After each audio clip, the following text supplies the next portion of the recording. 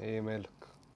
انا بجد جبت اخري خلاص. انا زهقت من الضغط ده. ضغط ايه بالظبط؟ اني فريلانس بجد، انا بعمل كل حاجه ممكنه بس الموضوع مش نافع. اما العميل يجي يجرب الخدمه وبعدين يختفي، او ان ما يبقاش في عملاء اصلا ولا حتى دخل مستقر. امم من ايه؟ اعمل ايه يعني؟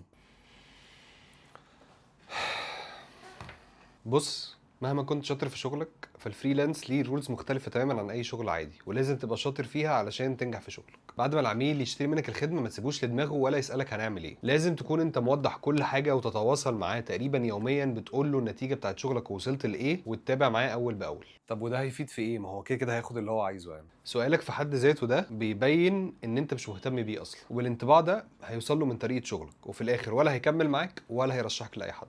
لو عايز فعلا تعتمد على الفريلانس ان هو يبقى هو مصدر رزقك، فانت بتشتغل اللي انت بتساعد مش بتبيع. لو بعت الخدمة محدش هيشتري منك، بس لو قدمت المساعدة كل الناس هتبقى عايزة المساعدة منك وكمان هتقول لغيرها. واخر حاجة قبل ما تمشي وتسيبني اكمل شغل، هي اللي انت لازم تشرح له انت هتعمل ايه وليه. حتى لو هو مش هيفهم انت هتعمل كده ليه، بس هو ده هيخليه متمسك بيك لان هو هيحس ان انت مهتم بيه.